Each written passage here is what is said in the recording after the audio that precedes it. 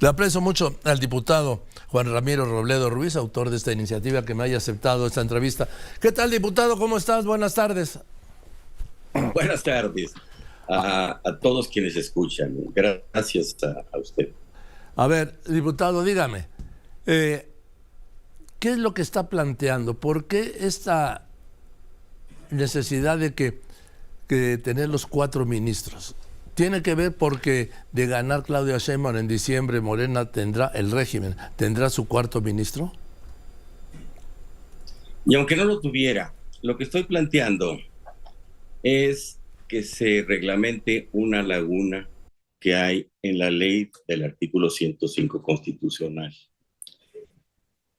El 105 dice que existen 2 modos constitucionales importantes para combatir un acto de los otros poderes. La acción de inconstitucionalidad. Voy a tratar de explicarme a ver si puedo lograr que lo entiendan todos, porque es un asunto muy técnico. Mire, si lo explica, entendemos, ¿sí? Bueno, el 105 dice que para que una norma general o una ley o un reglamento del Ejecutivo se declare como inconstitucional, se requiere cuando menos los 2/3 del Pleno de la Corte, o sea, 8 votos. Sí. Y que las razones y argumentos que haya habido para hacer esa declaratoria de inconstitucionalidad son obligatorios para todas las autoridades.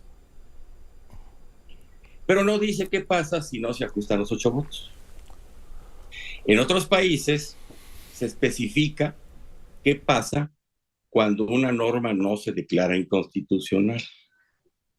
Si no se declaró inconstitucional, pues la lógica es que es constitucional, porque existe un principio que se llama de validez de la ley, que supone eso, que la ley sale válida después de un proceso en donde el Poder Legislativo pues le expide. Si se cuestiona, se pone a examen. Si ese examen no lo pasa, si los impugnadores o la suplencia de la deficiencia de la queja que pueden hacer los ministros no supera los 2/3, la votación calificada del Pleno, bueno, pues entonces la ley queda viva. Que se especifique en la ley del 105 es lo que yo propongo. ¿Qué sucede en esos casos? Se ha interpretado como que con 4 votos quieres cambiar la Constitución. No. Miren lo que ha sucedido. Yo la planteé en abstracto antes de que estuviera esta discusión que provocó la resolución del ministro Pérez Dayán ejerciendo su voto de calidad en un 2-2 de una de las salas, creo que es la primera de la Suprema Corte, en donde se retomó con los mismos argumentos las impugnaciones ahora por la vía de amparo por parte de las empresas mercantiles, todas extranjeras, en contra de la ley de la industria eléctrica que se aprobó en la legislatura anterior, me parece que fue en marzo del año 21, y que fue sometida a acción de inconstitucionalidad y que se resolvió en abril del año 22. Esa resolución de la Corte dijo que algunos artículos con más de 8 votos eran inconstitucionales y que otros no. Esos otros no se deben entender válidos.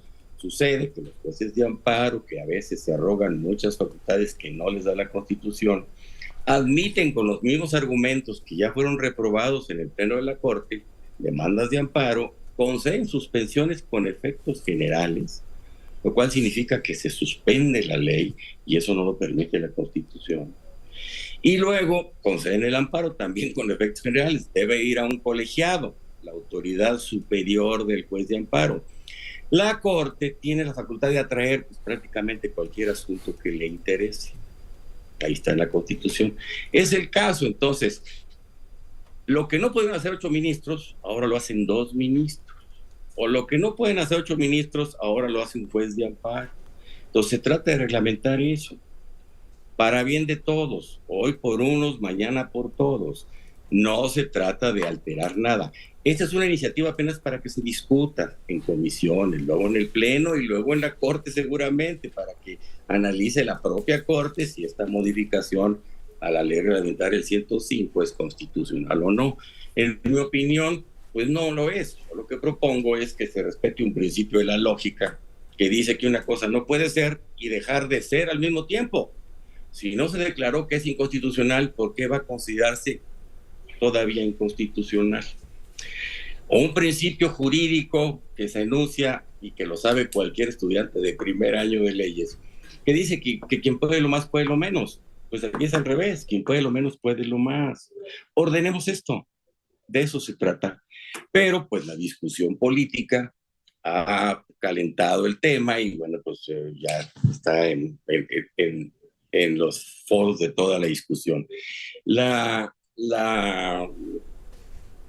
secretarías de la Comisión de Puntos Constitucionales le pidió al presidente de la Comisión de Justicia, perdón, las secretarías de la Comisión de Justicia le pidieron a su presidente pues, que convocara para conocer este asunto y otros. No lo hizo o no lo había hecho. Entonces, de acuerdo con el reglamento de la Cámara, pues los secretarios tienen la facultad de convocar una sesión extraordinaria. Y eso detonó toda la discusión. Pero en el fondo lo que hay es una laguna de la ley. Y en el fondo lo que hay es que se trata de reglamentar y respetar la supremacía de la Suprema Corte. Que nadie esté arriba del pleno de la Corte. Que la presunción de validez de la ley se respete. Mire, voy a poner el último ejemplo que le pongo y luego usted me pregunta lo que quiere. A ver, ¿para qué queremos entonces la acción de inconstitucionalidad? Que ya no batalle la oposición en su turno en cada legislatura, que no batalle juntando 167 firmas. Pues con una demanda de amparo de una sola persona tendrán una sentencia con efectos generales. Entonces están desplazando la acción de inconstitucionalidad, se queda inutilizada. Ya no la ocupen, yo le recomendaría eso. Si las cosas siguen como están, ya no la ocupen, no batallen. Bueno, este último no fue un ejemplo. Poner orden. Me iba a poner un ejemplo y me dio una consideración, pero no le hace. Ya ve por lo que luego uno no les entiende. ¿Por qué? Pues porque me iba a poner un ejemplo y presentó una consideración. El ejemplo es, pues este caso, se intentó la acción de inconstitucionalidad hace 2 años, impugnando la ley de la industria eléctrica, fue a la Corte dijo lo que todos sabemos que dijo, y ya. Pero por la vía del amparo, ahí vienen otra vez las empresas a pedir con los mismos argumentos, que se revise ahora por un juez de amparo la misma litis. Mire, lo que propone mi iniciativa es que no se vuelvan a utilizar los mismos argumentos que ya la Corte discutió. Otros argumentos sí. Si otra empresa, si otro particular por la vía del amparo tiene razones distintas, bueno, pues hay que atenderlas y volverlas a estudiar por la vía de amparo si quieren. Pero las que se usaron en la acción de inconstitucionalidad ya no, es absurdo que se jugar la misma discusión, el mismo asunto. A ver, diputado. Ese es el ejemplo que yo iba a poner. A ver si entendí, como me dijo usted, a ver si entendía. A ver si entendí. No. Sí. Con mucho respeto dije, voy a tratar de explicarme en cristiano, como se dice coloquialmente. Sí, no, qué bueno, no. Yo creo que, a ver si le entendí, usted me dice si sí o si no. A ver. Lo que estoy planteando, que lo que decide el Pleno de la Corte no se pueda replicar por otra vía con los mismos argumentos y con las mismas personas. Eso es. No, por otras personas, por la vía del amparo. Por eso. O sea, sí, con los mismos argumentos, con las mismas personas en un tribunal o en una instancia que no sea el Pleno de la Corte. Pero no las personas, porque en la acción de inconstitucionalidad fueron 167 diputados o un tercio de senadores. Sí, claro, es una acción de inconstitucionalidad.